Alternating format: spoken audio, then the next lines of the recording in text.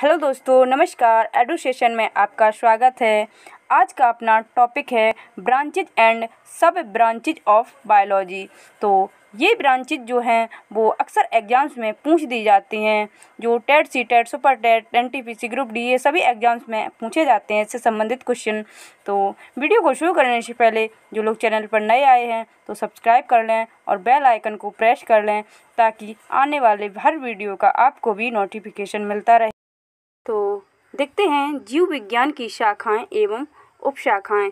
इसमें हम लगभग जो भी महत्वपूर्ण जीव विज्ञान की शाखाएं हैं उन सभी शाखाओं और उपशाखाओं का अध्ययन एक ही वीडियो में करेंगे। तो सबसे पहले देखते हैं जंतु विज्ञान, इसे इंग्लिश में कहते हैं जूलॉजी। तो जंतु विज्ञान, इसमें विभिन्न प्रकार के जीवित एवं मृत जंतुओं का विस्तृत अध्ययन ये जंतु विज्ञान के अंतर्गत आता है। नेक्स्ट है वनस्पति विज्ञान यानी कि बॉटनी। तो वनस्पति विज्ञान के अंतर्गत, बॉटनी के अंतर्गत विभिन्न प्रकार के पादपों व उनके क्रियाकलापों का अध्ययन ये वनस्पति विज्ञान के अंतर्गत आता है। नेक्स्ट देखते हैं, नेक्स्ट है पैलियोबॉटनी या जीवाश्मी। तो पैलियोबॉटनी के अंतर्गत जीवों, जंतु एवं पादप, मतलब जीवों के अंतर्गत जो पादप और जंतु ये सभी जीवों के अंतर्गत आते हैं। तो उनके जीवाश्मों का अध्ययन जो है वो पैलियोबॉटनी के अंतर्गत किया जाता है। नेक्स्ट है पैलियोबॉटनी। तो इसमें पादप जीवाश्मों का अध्ययन ये पैलियोबॉटनी के अंतर्गत किया जाता है। ये यहाँ पर बायोलॉजी है और इसी बायोलॉजी की वजह से यहाँ पर जंतु एवं पादप ये दोनों बायोलॉजी के अंतर्गत आता है और यहाँ सिर्फ पैलियोबॉटनी है। तो इसमें सिर्फ पादप जीवाश्मों का अध्ययन किया जाता है। ये डिफरेंस भी आपको याद रखना है। नेक्स्ट देखते हैं, नेक्स्ट है पारिस्थितिकी विज्ञान यानी कि इकोलॉजी। पारिस्थितिकी विज्ञान यानी कि इकोलॉजी, इसमें सजीवों पर उनके चारों ओर के पर्यावरण के प्रभाव का अध्ययन। जो इकोलॉजी है उसमें सजीवों पर उनके चारों ओर के जो पर्यावरण है उसके प्रभाव का अध्ययन ये इकोलॉजी के अंतर्गत आता है। नेक्स्ट देखते हैं, नेक्स्ट है आनुवंशिकी यानी कि जेनेटिक्स। तो जेनेटिक्स के अंतर्गत जीवों के आनुवंशिक लक्षणों तथा उनकी वंशागति का अध्ययन जो है वो जेनेटिक्स के अंतर्गत आता है। नेक्स्ट देखते हैं, नेक्स्ट है फिजियोलॉजी। तो फिजियोलॉजी के अंतर्गत शरीर के विभिन्न भागों के कार्य तथा कार्य विधियों का अध्ययन ये फिजियोलॉजी के अंतर्गत आता है। तो नेक्स्ट देखते हैं, नेक्स्ट है पेडोलॉजी। तो पेडोलॉजी के अंतर्गत जो है वो मृदा निर्माण, मृदा के प्रकार इत्यादि का अध्ययन। जो पेडोलॉजी है इसके अंतर्गत ये सभी मृदा के निर्माण, मृदा के प्रकार इत्यादि ये सभी जो है पेडोलॉजी के अंतर्गत इनको रखा गया है, इनका अध्ययन किया जाता है। नेक्स्ट है जेरोंटोलॉजी। तो जेरोंटोलॉजी के अंतर्गत मनुष्य में वृद्धावस्था एवं काल प्रभावन के सामाजिक, संज्ञानात्मक, मनोवैज्ञानिक तथा जैविक पहलुओं का अध्ययन जो है वो जेरोंटोलॉजी के अंतर्गत किया जाता है। आगे देखते हैं, नेक्स्ट है इथोलॉजी। तो इथोलॉजी के अंतर्गत मानव सहित सभी जंतुओं का व्यवहार वो इथोलॉजी के अंतर्गत आता है। तो नेक्स्ट देखते हैं बायोनिक्स। ये है बायोनिक्स। बायोनिक्स के अंतर्गत जैविक जगत के गुणों, सिद्धांतों के प्रयोग द्वारा आधुनिक उपकरणों व अभियांत्रिकी तंत्रों का निर्माण करना, ये सभी बायोनिक्स के अंतर्गत इनका अध्ययन जो है बायोनिक्स के अंतर्गत किया जाता है। नेक्स्ट है बायोनोमिक्स। ये था बायोनिक्स, ये है बायोनोमिक्स। तो इसके बायोनोमिक्स के अंतर्गत जीवधारियों का उनके वातावरण के साथ संबंध का अध्ययन। जो जीवधारी हैं उनका वातावरण यानी कि इन्वायरमेंट से क्या रिलेशन है, इनका आपस में क्या रिलेशन है, इसका जो है अध्ययन वो है बायोनोमिक्स के अंतर्गत किया जाता है। तो नेक्स्ट है मायोलॉजी।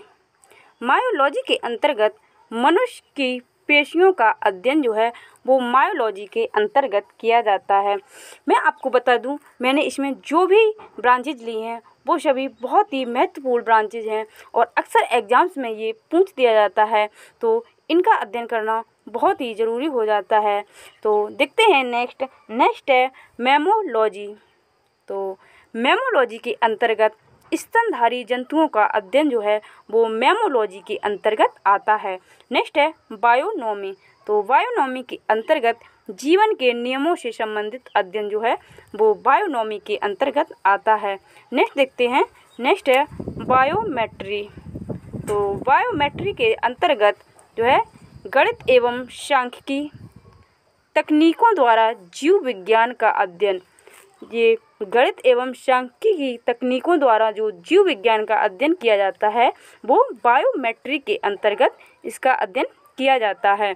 नेक्स्ट है फ्रेनोलॉजी।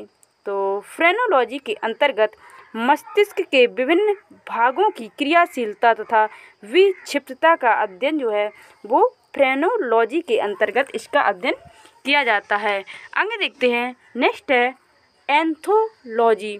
तो एंथोलॉजी के अंतर्गत जो है वो फूलों का अध्ययन जो है वो एंथोलॉजी के अंतर्गत आता है।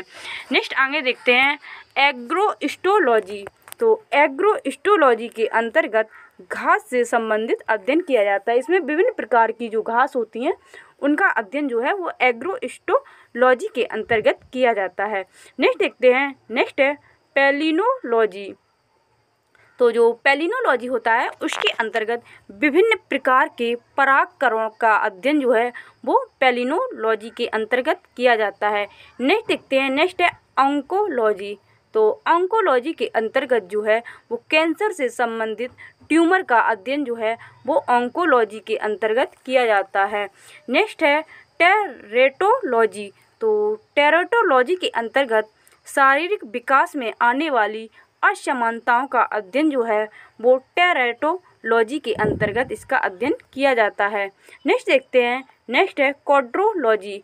तो क्वाड्रोलॉजी के अंतर्गत उपास्थि से संबंधित अध्ययन जो है वो जितनी भी उपास्थि हैं बॉडी में उन सभी का संबंधित जो अध्ययन है वो क्वाड्रोलॉजी के अंतर्गत आता है। नेक्स्ट है ऑस्टियोलॉजी। तो जो ऑस्टियोलॉजी है उसमें अस्थियों का अध्ययन किया जाता है ऑस्टियोलॉजी के अंतर्गत। नेक्स्ट है सेरोलॉजी।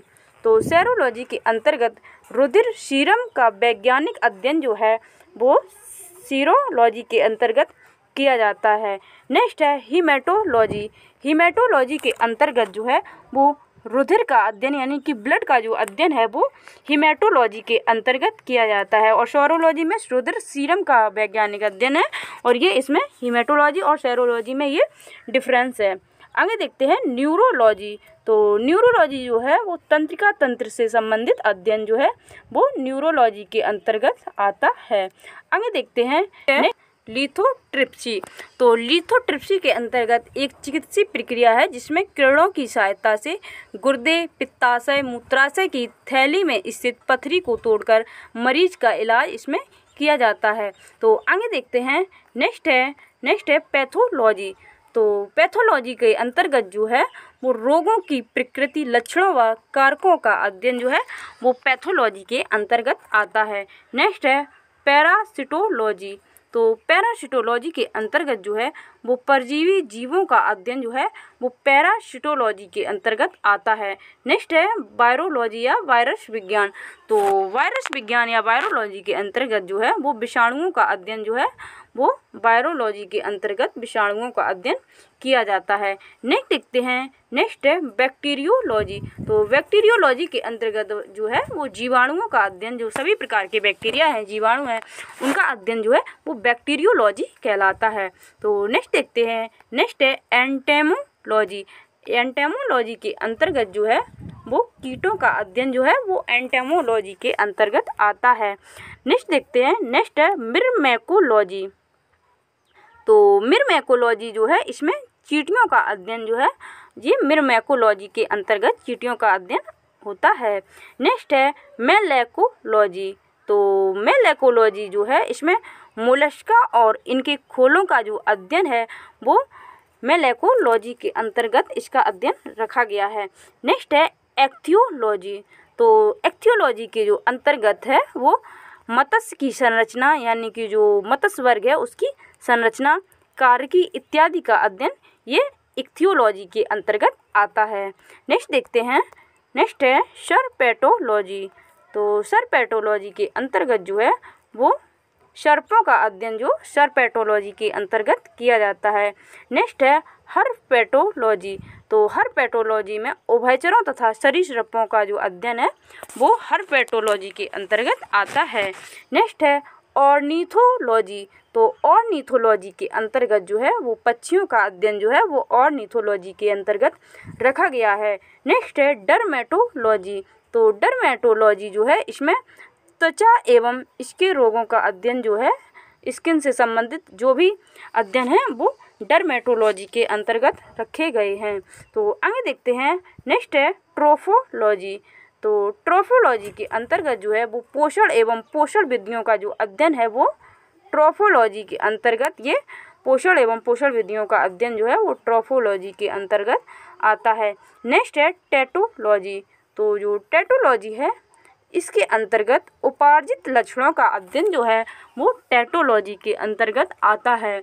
तो इस वीडियो में हमने जो बायोलॉजी की बहुत सारी महत्वपूर्ण शाखाओं का अध्ययन किया। लगभग ये इतनी शाखाएं जो हमने अभी आपको बताई हैं, यदि आप इसको एक वीडियो को 1 से 2 बार देखेंगे और ये सारी ब्रांचेज अगर आपको याद हो जाती हैं तो इन्हीं में से कोई ना कोई ब्रांच अगर आपके एग्ज़ाम में आती है तो इन्हीं में से आपको मिल जाएगी और आपका जो आंसर है वो गलत नहीं होगा। इस वीडियो को अगर आप 1 से 2 बार देखेंगे तो ये आपको बिल्कुल अच्छे से याद हो जाएंगी, और तो आप इनका अध्ययन ज़रूर करें। तो ये था आज का वीडियो अच्छा लगे तो लाइक अवश्य करें और अपने सभी दोस्तों तक शेयर करें। वीडियो को पूरा देखने के लिए बहुत बहुत धन्यवाद। मिलते हैं नेक्स्ट वीडियो में।